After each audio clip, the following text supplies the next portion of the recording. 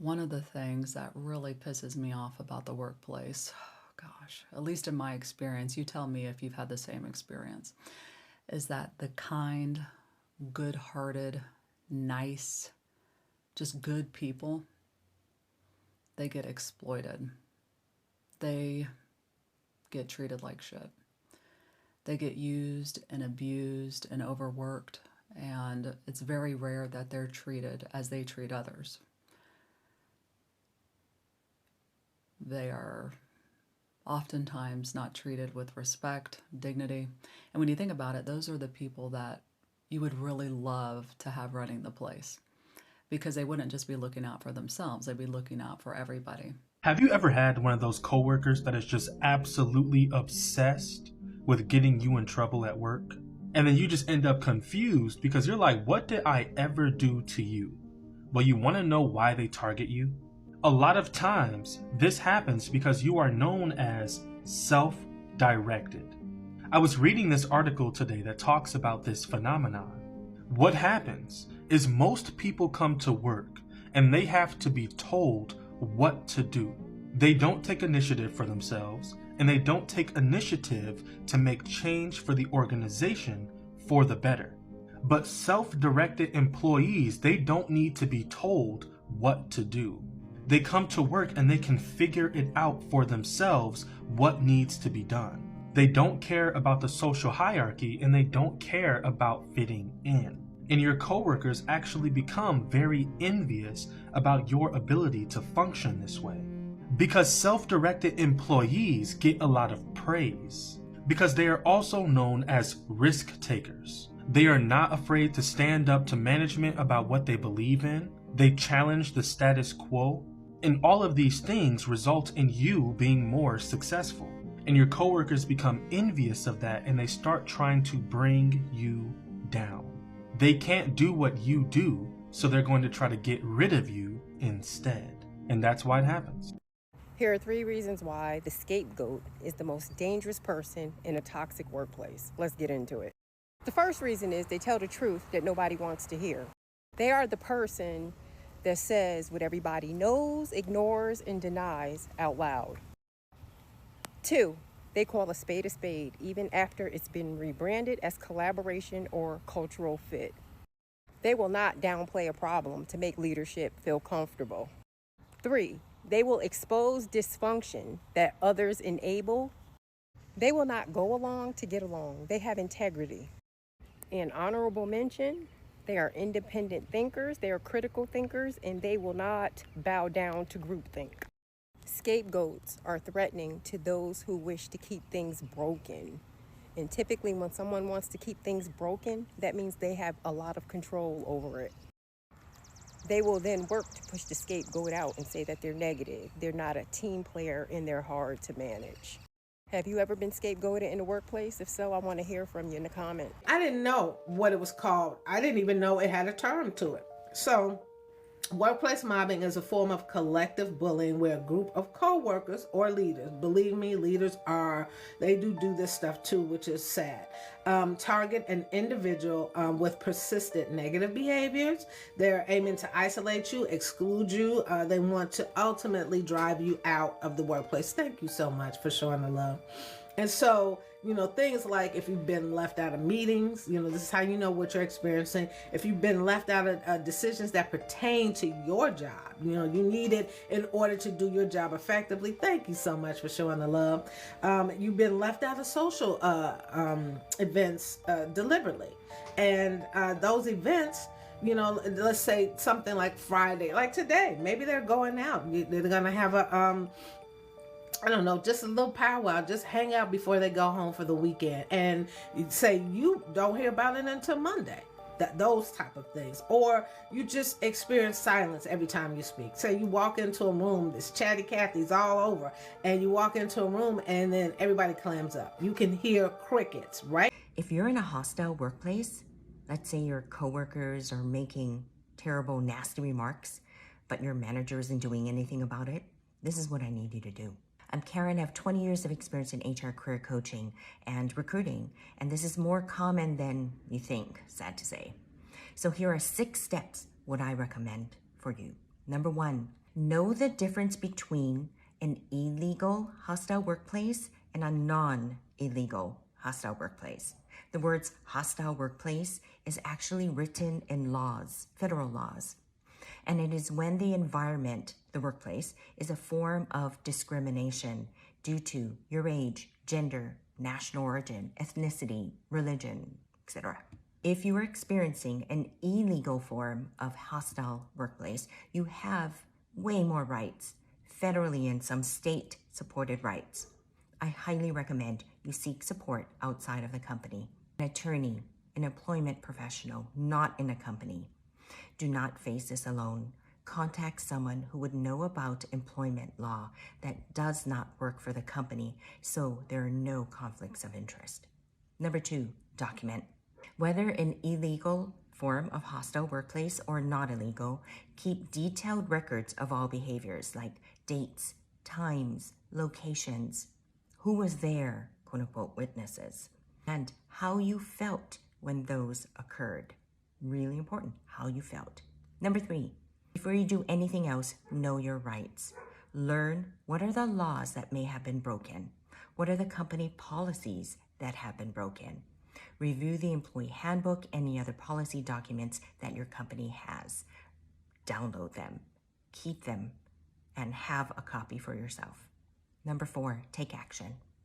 This might mean approaching a confidential hotline, an external oversight organization like the OFCCP, for example, or speaking with the right person at your organization. Request that the behavior end immediately. Make the request in writing appropriately. Add that to your documentation. Number 5, keep this to yourself. Don't talk about this in the organization with anyone other than the person you just told. Do not gossip. Share this amongst others because 99% of the time, it always comes back in a negative way, bad negative attention to you. Number 6, take care of yourself. If this means signing up for therapy, taking time off, filing a lawsuit, whatever it might be, the most important thing is for you to do what feels right to you and to take care of yourself. All right. A lot of people use the terminology that I'm in a hostile work environment. My environment is hostile. As an employment attorney, a hostile work environment is actually a legally defined term. There are certain elements that are laid out that actually are required to be met in order for it to be considered a hostile work environment. What's at the core of a hostile work environment that needs to exist is unlawful discrimination, that the treatment that you're going through, the abusive conduct that is consistently happening, that is altering your environment to one in which you're experiencing abuse, harassment, misbehavior, mistreatment, is based upon a protected characteristic such as your race, your religion, your gender. That motive, that discriminatory animus, that thought process must exist in order for a hostile work environment to be able to be pursued. You got to understand that if you are working with a leader who takes pleasure in creating a hostile work environment and or a toxic work environment, number 1 is spiritual. Number 2, often those individuals don't have a life. They don't have a prayer life. They don't have a God whom they look up to. So they come and they project all of their personal stuff on you. I want you to reject it. I want you to create a environment within your workplace that promotes the presence of the Lord. And this can be something as simple as filling your ear gates with podcasts or with Christian music, anything to build you up. Say, I decree and declare that this work environment will no longer be hostile, but it is governed by the Spirit of the Lord, in Jesus' name. The absolute craziest toxic boss secret that I learned when I was in leadership that made me leave leadership and never go back. So when I finally got into a GM role, I was so excited because I had watched so many TED Talks, read so many books on leadership. I was so ready to be a leader and be in leadership, and I loved it so much, and I was so ready. I get in there and I noticed immediately when I tried to work a little extra on a schedule that made everybody happy and created a little bit more work-life balance for them, when I celebrated my employees instead of taking their wins as my own on leadership calls in the morning, I started to see that I started becoming the black sheep, and it was freaking weird. It is so bizarre to me that when we give people the credit they deserve or start to treat them like human beings, that us as bosses or people in leadership get treated poorly because of doing those things, because that's the kind of stuff that bosses do that helps retain good people and good employees and makes people not miserable, which helps drive better business practices, right? Like results. You want to make money. If your people are happy, they'll help you make more money by being decent employees and, by being treated decently. Let's shout out my person for doing this. And they're just like, why aren't you just taking that win? Like, that's your win. You lead that person. No, because they're a separate person from me and they did that and it's amazing. And I'm proud of them. The last straw for me was when we went to go do annual reviews. And I'm telling you, through this pandemic, these people went above and beyond. I mean, above and beyond. I started giving them above meets expectations.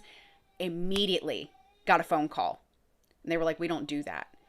And so one of the people in leadership that was above me, that was kind of like an area manager, pulled me aside and was like, look, don't tell anyone this, but I'm going to share this with you. And I've learned over the years now since hearing this, that this happens at a lot of freaking companies. A lot. It's probably happening at your company. We don't do above meets expectations. And I said, but I mean, they're like way exceeding expectations, especially for the pay that they're getting. And he said, it doesn't matter.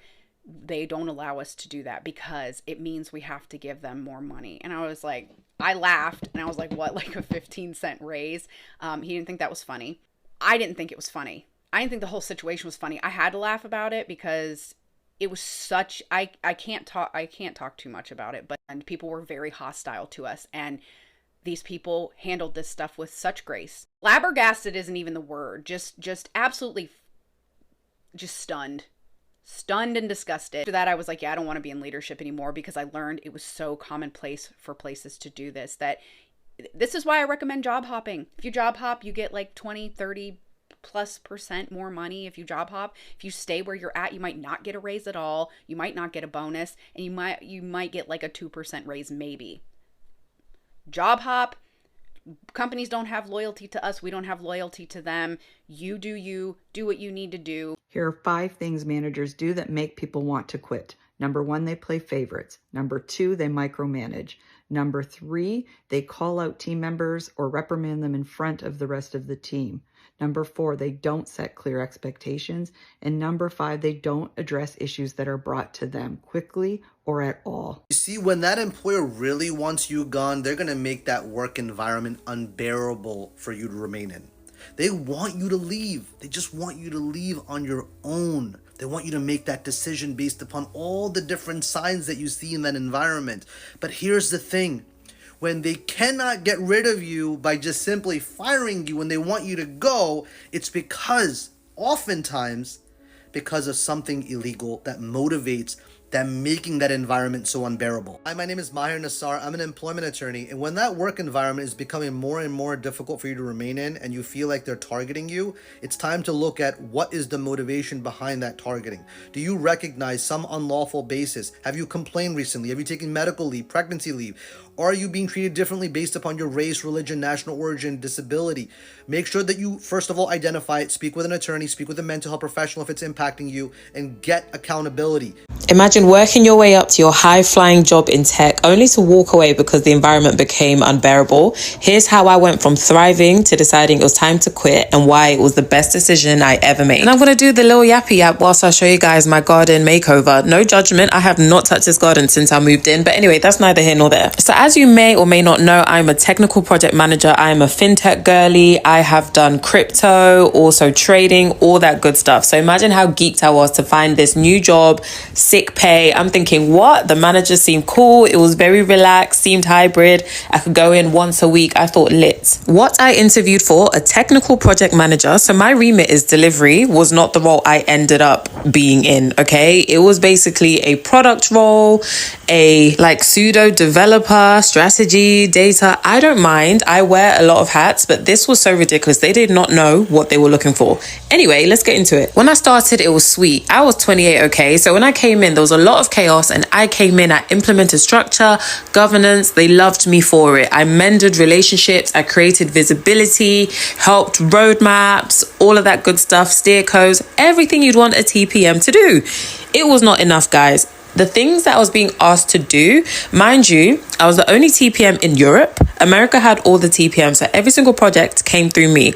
And that wasn't the only thing I was responsible for. I was responsible for quarterly business reviews, training to the whole company, the risk governance, the ingestion of documentation, like so many things I had to do end to end. It was a lot. I was asking for an onboarding plan. My manager's like, yeah, you know, just meet these people, do this, that. I was like, okay, this doesn't seem right, but I just went with it, right? I'm asking him, what do I need to do to become senior TPM? At my previous role, I was a senior TPM, but he asked a different environment, new place, so I didn't mind. I was like, whatever, that's fine with me. America had senior TPMs, but I could not be given their job role because apparently it's not in Europe. HR couldn't define it. My manager could not define it. So I said, give me my job description and job requirements. My manager would not make it. So I'm just like, okay, whatever, let's keep going. I was getting along with the teams. You know, you can see the stakeholders were really happy and projects were moving through. Whereas before I got there, sometimes we'll take a project like 3 years to go through, which is just so ridiculous, by the way. Here's where things get weird. So mind you, February 2024, I received a pay rise. I received my full bonus. Everything is swanky dory. Then in April, I am put on an informal PIP. Mind you, I thought me and my manager were cool. So we're having our usual one-to-one and he seemed livid and he's telling me, I'm receiving so many complaints from stakeholders about you. You don't know what you're doing. The work isn't good. So I'm in shock. I said, can you give me examples? No, I don't want to make you uncomfortable. So here's what we're going to do. We're going to put you on this PIP. So I said, okay, how long is the PIP? What's expected of me? There was no timeline, you guys. And even some of the stuff, it just said complaints from stakeholders to stop. It was so ambiguous. It was ridiculous. So I was like, you know what? Cool. I'm someone where I'll just take feedback on. So I was like, okay, what can I do to be better? He didn't tell me, but I just said, I'm just going to work harder and be more visible. Next day I go into the office. I'm looking all cute. You know, I even pop into my manager's office. He's like, oh, you seem very bright and in good spirits. And I was like, yeah, you know, I don't really take things to heart. It's water off a duck's back. Whatever you need me to do, I'll do it. He was like, oh, he seemed so surprised. He couldn't believe that I was showing face. But anyways, I just kept going. I would start work earlier, I'd finish later, I was taking on more tasks, and then my feedback would be working hard, seeing improvement, positive feedback from stakeholders, but not enough. And I would ask him, I was like, what can I do? He's like, I don't want to make you uncomfortable. It just became bizarre, you guys. I was so stressed, I was so anxious, and then he started to do petty things in the office. I would get shouted at during meetings, I would get belittled, tasks would be undermined. It was starting to get ridiculous. I was so anxious, I was not sleeping, but I was like, you know what?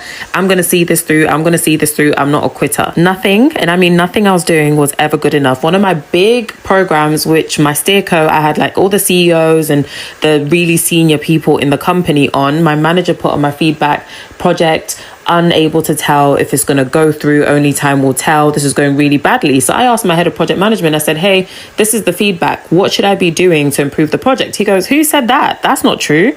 Went to my head of sales. He's like, this is excellent. This man was sabotaging me. At this point, I knew what time it was, and I was like, you know what? It's time to go pretty soon. So it's now 6 months on this PIP. HR don't know, and this man just keeps giving me bad feedback. On top of that, I'm getting pop quizzes every single week on stuff that developers and technical architects should know, creating a paper trail to say I'm incompetent, basically. After being shouted at again, I said, nah. I went to sleep. Next day I handed in my notice because I said, I'm not being forced out of this place with HR and all this feedback doesn't even make any sense. Got a doctor's note. I was off for 2 weeks. I was beyond drained, but I made a plan. Speaking to lawyers because I collated all of the feedback, everything, and it was basically bullying. And when I showed HR, they did nothing. They did absolutely nothing. Like, she said, this is terrible. I'm going to support you. She sat on it. I just said, I don't want to be here. I even mentioned lawyers. And when I mentioned lawyers, that's when they gave me gardening leave to be off. And I just thought, there is no point. When you are being pushed out, there is literally no point fighting to be somewhere. Lo and behold, after I left, did they not hire somebody who was their friend and that they knew? My friend told me, she said, girl, you've already been replaced. She showed me the man. It was someone that they already knew and they were friends with. As much as it was horrendous, I am so grateful for the experience, the way I have learned, the way I have grown in my confidence, the skills I have developed, and the lessons I've learned, which I can share with you guys on this platform. I am so grateful. And the way God has worked on me, you guys, the way I have no anxiety, I am at peace, the way I've grown as a person, and the way I am being intentional, yeah? Closed mouths do not get fed. The roles that I am entertaining, the conversations I'm entertaining, match my previous salary or more, because I know I'm worth that bag and I'm going to get that bag because of things that I learned from the last experience. God has kept me, and I just want to encourage any person who is maybe going through something similar. I promise you, it will work out. There is something bigger, there is something better that is coming. Just stay patient. So you say that you have a hostile environment at work. Let's define what that is, how you deal with it, how you document it, and what happens next if you're dealing with this at your employer and you don't know what to do. So start off, let's give a definition here. I'll pull myself down. A hostile work environment is pervasive and continual, meaning it does not stop after you tell someone that they have made you uncomfortable. Just the same standard if you're looking at a harassment or a discrimination complaint where you tell someone that something that they are doing is making you uncomfortable and you're asking them to stop. So nobody should be treated like this in the first place at work, but there's also a duty on the person because let's be honest, guys, it's 2024. Anybody can be offended by anything. So unless it's something really egregious, you have the responsibility to tell the person that bothers me and I want you to stop. Now, if they continue it, it can rise to the level of being a hostile work environment if it means that you can't even do your job on a daily basis because the person is continually interrupting your duties with belligerent or damaging behavior that prevents you from being able to work. It can also be a hostile work environment if the behavior goes against any of these protected classes from the government, like your race, your gender, your age, your religion, your orientation. There's a whole list of things that are protected by the government that says you cannot be talking about people to these things at work without there being repercussions for you if that person finds that discussion offensive, okay? So that's the initial definition for a hostile work environment. Now, let's talk about what a hostile work environment is not. It is not your manager coming over and telling you what to do. That's literally why they're called a manager. They're supposed to manage people. That's not you being disciplined as an employee for not performing. As somebody that's been in HR for more than 20 years, I get people that come in and say, you know, Bob, he really has been riding me about getting my work done, and he's always saying I'm not getting done. It's like a hostile work environment. And I say, that's literally Bob's job, is to tell you what to do and make sure you do it. That's not a hostile work environment. Now, writing somebody up, getting written up, does not make a hostile work environment for you. Or getting terminated doesn't mean that the environment was hostile to you. So hostile work environment doesn't have to do with your performance as an employee. It has someone being continually belligerent to you to a point where you cannot perform your duties on a regular basis, and you have told that person that this behavior is not acceptable for you and that you don't want to be managed or dealt with in that manner. Okay, so now let's go forward to how do you handle it if you think you've got a hostile work environment? Well, the first thing is that having a whole bunch of discussions with your coworkers can actually be more damaging to you because it looks like triangulation and it looks like you're starting problems and that you're not addressing the issue the proper way. So the proper way to deal with what you think is a hostile work environment is to report it in writing to both the HR department and the employee's manager. And what does that look like? It looks something like this. Hello, you know, this person's name and the Human Resources Department. The purpose of this email is to document that I believe that I'm experiencing a hostile work environment caused by Bob Smith due to these pervasive behaviors. I have asked Bob to stop repeatedly, but he has not, despite my objections. That's the first thing that has to be done, and it has to be done in writing. Don't just walk into HR's office. Don't just walk into their manager's office or your manager's office. You need to go and put it in writing so that it's documented. So that way, if the company just randomly gets rid of you, then you can say, that's retaliation. That's not fair. You can't do that. Now, the other thing is that what's going to happen is this is not a one-off, because people will send this email and then a bunch of people just come over, start talking to them, phone calls, start talking to them, something happens on Teams, you know, whatever. The point is that any follow-up discussion that's had, so if they call you in to have a meeting with HR or your manager or their manager, you're going to sit in there and you're going to tell them again what happened. And then it's important that you go back to your desk and you sit down, you send an email and say, thanks very much, HR and this person's manager, for this discussion today where A, B, and C were covered. I would expect that going forward, this is going to be dealt with, and I won't be experiencing this type of behavior at work again. So again, both the initial and the follow-up have to be documented, guys. Okay, Now, this is where it's going to get weird and it's going to get hard for you and other people to accept. HR has to investigate by talking to all parties. Now, when I say it gets weird, I mean, I'll tell you from the HR side, this gets really weird, guys. I have people come in and complain about other people all the time. So my duty then is to sit down with the other person as well and say, what's going on here? Fill me in on what's going on. And sometimes the story I get is completely different. And sometimes the people that I talk to have receipts, be it text messages, be it Teams, be it emails, whatever, where the person that reported it was being hostile or inappropriate. So it can get really messy quickly. This is why before you report someone, it's really important you check yourself first and ask yourself, has my behavior been inappropriate in any way in these actions that I need to address so the other person can't come back and make what I'm bringing up look like it's a bunch of garbage? Now, if that's not the case and you've given a legitimate complaint, the other person will have time to be able to say, these are founded or unfounded complaints. HR will come back to that. And then if HR finds that there's a founded complaint, they will tell you, you've raised a legitimate complaint. We are going to deal with it on a disciplinary basis with that employee. Where it gets hard for people is they want to know what happened to Bob Smith that they reported. But HR also has to protect the employee's rights and confidentiality for the employee that you reported. We have manager, executive, whoever it happens to be. They also have to protect their confidentiality. So whatever disciplinary action, if they decide to take any, is not going to be something that you're privy to. So Bob might come back to work the next day and you're like, is Bob going to apologize to me? Is anything going to be done? Why is Bob still working here? You don't get to be privy to that information about Bob's employment.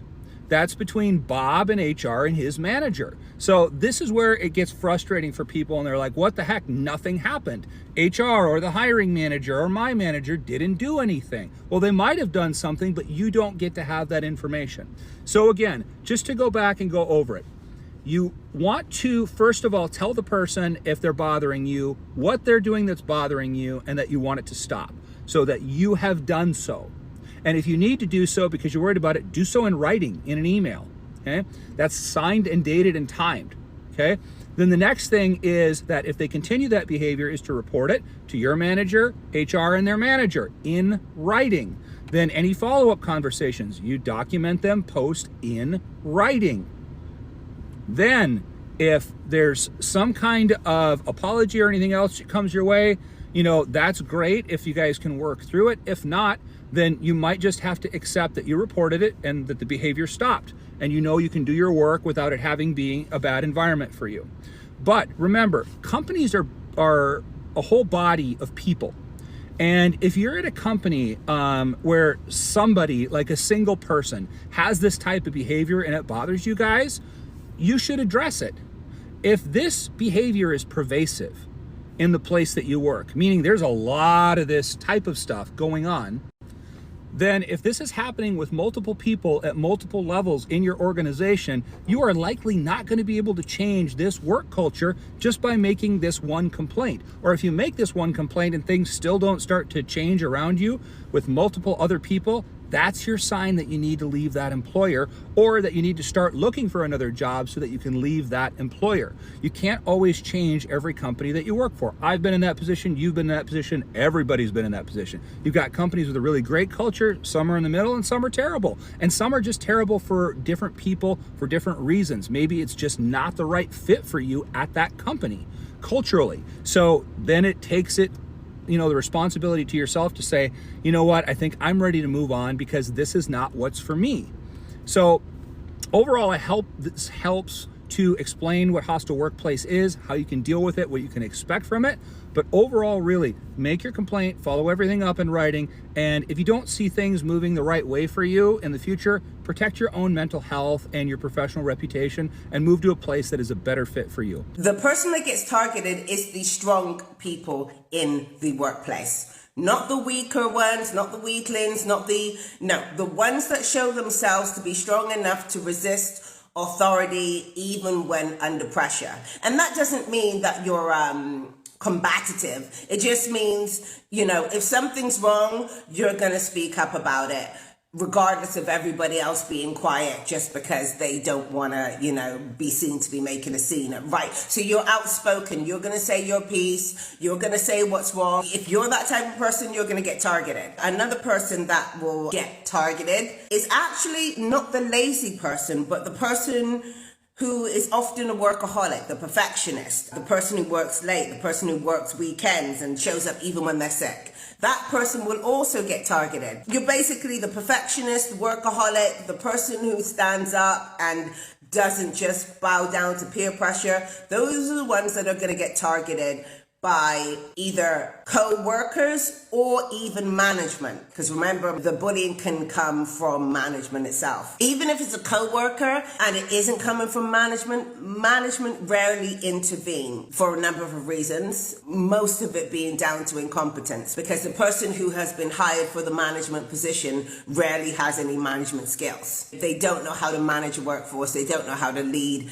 They were promoted because they knew how to do, a spreadsheet, or they've been in the company for 5 years and stuff like that. So they weren't really qualified to do the role of management. And this happens a lot in organizations. This causes a huge problem when it comes to something like this because they don't know what to do. So a young lady reached out to me the other day and she told me that she's being singled out simply because she's quiet. That's right. You see, she says that she's very cordial towards her coworkers, but she doesn't get caught up in all the conversations, all the gossip. She simply goes to work, does her job, and goes home. But that apparently is a problem with regards to the department that she works in. So let me tell you a little bit something about that. When people are quiet, that disturbs people who operate in a toxic work culture. See, people want to be all in your business. They want to know what you did last night. They want to know if you're married, if you got kids, where you live. That way, the more information they have on you, the more information they can use against you. So the issue isn't not necessarily that she's quiet. The issue is that in her quietness, that she's not sharing her business. And I tell you guys this all the time. Keep your personal business personal. Yes, Human Resources has your information. If people want to find out about you, they can. However, you going to work, doing your job in peace should be the goal. But if you're operating in a space where it's toxic and you know that one of the requirements is for you to have conversations, do that, but do it at a minimum. And I know you guys are thinking, I'm darned if I do and I'm darned if I don't. Yes, that's so true if you're operating in a toxic work environment. But that's just something to keep in mind. So to my quiet ones out there, yeah, you can still go to work, do your job and be quiet, but have a conversation every now and again. Go to the coffee machine, do what you got to do. I know it's BS, but if you want to prevent yourself from being singled out, that's one of the ways to do it. Unfortunately, that's how the game is played, and sometimes you just got to play the game. So you need to put 2 words in every email to HR when you report a bully or harassment at work. You've got to tell them that the harassment is severe and pervasive. Legally, severe means that the conduct is so outrageous it has no place in civil society. Pervasive means it's happening over and over and over again. For someone bullying you to actually be a hostile work environment, which is what's illegal. The bullying isn't illegal. The hostile work environment's illegal. It has to be severe or pervasive or some combination of both. So when you email that complaint to HR, include those words. That employee that clocks in, does their job, and goes home was once the employee that went above and beyond, okay? And eventually somebody burnt them out, or eventually someone showed them that it's not worth it, okay? Because they work super hard, they pick up shifts, they do overtime, they're doing projects or training or additional assignments, whatever. They're doing all these things, and they're not being recognized or appreciated. And eventually they said, okay, I see how this is going to be. I'm just going to do my job then. I'm going to fall in line and do what everybody else is doing, the bare minimum. And that's where they end up. And honestly, this is a failure from the company. The company is not recognizing, promoting, giving raises or appreciation to these employees. And they're saying, okay, I'm just going to sit back and do what I was hired to do. And then later get upset that these employees are not going above and beyond and doing additional responsibilities because look what has happened. It's not worth it to them. For what? They're not getting more pay. They could at least get some recognition in another way, maybe a good review, and they're not even getting the basic things. So they eventually just fall back into this, I'm going to do my job, clock out, go home, and not stress about this job. Unfortunately, your creative skills aren't quite there. Like, I use the word beige. Why would you quit a £30,000 a year Because I'm not job? happy, Leo. I'm actually going to make it 4 weeks. I got it at like 1 a.m. Sunday morning. Why didn't you send it to us? Because I'm conscious it's 1 a.m. Sunday morning. You said it's not a work day, so... No. When someone quits, it's not a work day. So you got 1 a.m. on Sunday morning, but you didn't send it to us until like 11 o'clock on Sunday. What happened at 9 a.m., 10 a.m., 8 a.m., 7 a.m., 6 a.m.? I was asleep. Maybe this is a lifestyle thing. It shows me you have no care for anyone moving forward. I do. Anyone asks about you and your work, I have to not be very polite. You probably give up too easily. I don't, because I don't want to fight on it or anything like that. That's why I'm saying That's right, because I'll be coming hard. I don't want that to happen. What's going to happen? Because I think you've lied. I think you've been looking for jobs in my time, and from Wednesday, let me finish. Wednesday to Friday, I don't. Because writing a long emotional email about a bully and all the different ways they hurt your feelings is the surest way to get fired. You've got to be a little more tactical than that. Because bullying is not illegal, but a hostile work environment resulting from harassment is. That's why a complaint to HR about harassing behavior has to look something more like this. Tell them you're experiencing harassment, it is severe and pervasive, and it's causing a hostile work environment. And I know it's hard to read people's minds, but if you have an idea of what the motivation for it is, call it out. So instead of the company writing you off as someone complaining about legal bullying, you're actually complaining about illegal harassment. 5 signs you are in an emotionally toxic workplace. Number 1, you're treated like a robot. There's no regard for your well-being. You're expected to push through exhaustion, hide your feelings, and never question anything. Profit is the only thing that matters. And yes, it matters, but when it costs you your mental health, your boundaries, and your basic dignity, the system is broken. Number 2, people are walking on eggshells. Everyone's afraid of saying the wrong thing, so they play it safe, stay silent, overthink every email. One misstep and they're excluded, criticized, or written off. That's not professionalism, that's a culture of fear. Number 3, the gossip never ends. It's not venting, it's survival. People use it to shift blame, stir drama, or stay one step ahead, and leadership either ignores it or quietly rewards it. Number 4, favoritism and nepotism. You could be doing excellent work, but if you're not part of the circle, it doesn't matter. Meanwhile, someone's cousin shows up late, puts in half the effort, and still gets praised. It's not just unfair, it's demoralizing. Number 5, no accountability. Mistakes happen, but no one takes ownership. The same people keep messing up, and the consequences always fall on the wrong ones. Over time, that kind of culture doesn't just break teams, it breaks people. When the most productive person in the company put in his resignation, no one knew why until someone asked him a question he should have been asked years before. See, week after week, Bob outperformed everyone else, and week after week, his managers celebrated him and gave him awards, not knowing that each time they did it, it was driving him further away. And when they would ask him why he was leaving, he would respond by saying, "You should already know," which led his boss to ask a question he should have asked long before. Because when his boss finally asked, "How did you outperform everybody week after week?" Bob's answer changed everything. He said he had been working 90 hours a week, believing they were understaffed and under-resourced, hoping that there would be a light at the end of the tunnel. And when he said that, his boss realized that he hadn't given the resources and the staffing because he didn't think he needed it. Because when you celebrate outcomes without validating the actual effort that went into the outcome, you have no idea if your reinforcement is making people stay or helping them leave. Being humiliated like this with no accountability. We have got to hold these abusive people accountable. There should be a zero tolerance for this level of abuse.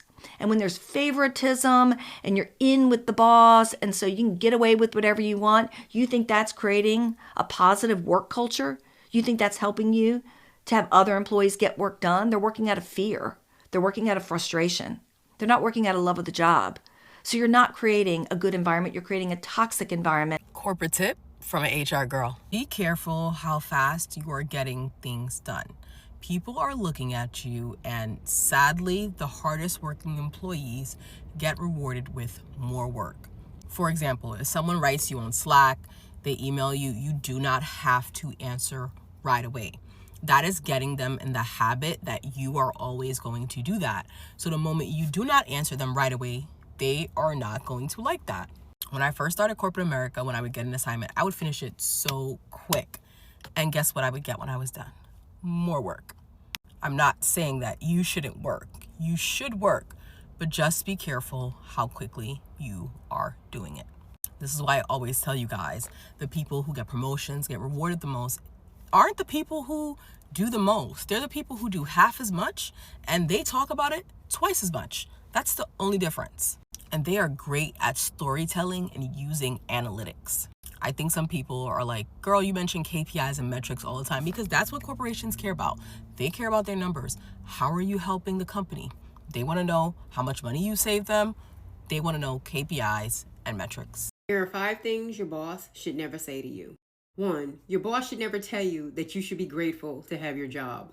Not only is that language demeaning and dismissive, but it sends a bigger message. You're basically being told that you are not valued in your position and the work that you do is not appreciated.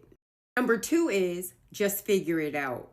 Having independence in your role is important. However, an employee should never be thrown into a situation without guidance and support.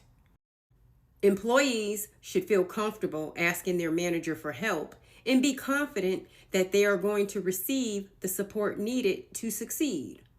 There is nothing worse than an employee that feels unsupported in their role. Number 3, your manager should never tell you that it's not their problem. When an employee raises a legitimate concern to their manager, it is their problem. An effective leader takes responsibility for each of their employees' well-being. Not to mention, issues that concern employees also concern leadership. And if you tell them it's not your problem, you can almost guarantee that it's going to be the problem of your superior, or somehow they're going to report it to HR. Then it's becoming a big problem when it probably didn't have to be. Number 4, a manager should never tell an employee, we've always done it this way. Why? Because innovation is critical to growth. So when you say we've always done it this way, that's a way of telling the employee, well, we're not going to try anything new. That phrase also stifles creativity and diversity of thought. A manager should always consider new approaches, be flexible, be adaptable, be agile, and evolve whenever possible. Once a manager stifles creativity, the team is no longer competitive.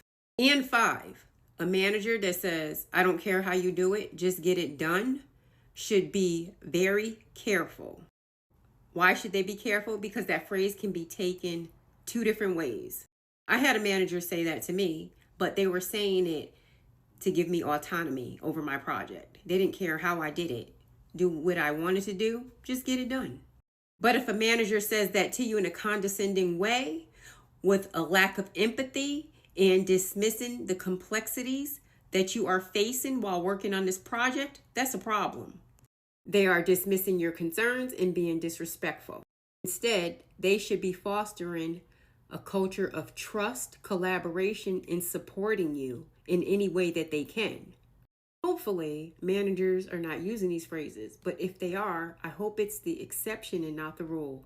If you have to interact on a daily basis with someone who you feel does not like you, this video is for you. The first step is acknowledging that people's behavior has to do with them and not you. The next step is deciding what you are not willing to tolerate. I don't tolerate overt rudeness, passive aggressiveness, people criticizing me behind my back when they should be saying it to my face, and people embarrassing me or trying to embarrass me in public. When someone crosses one of my boundaries, I address it immediately, directly, with curiosity, and a genuine interest in why that person acted the way that they did. That might sound like this. I noticed in that meeting you gave credit to someone else for the work I've been doing. It's important to me that I get credit for my work, and it's important to me to have a great relationship with my coworkers. So if you could help me understand what was going on with that and how we can be more on the same page in the future, that would make me feel a lot better. When is a good time to talk about it? Calling out the behavior is so incredibly powerful, and most of us are afraid to do that.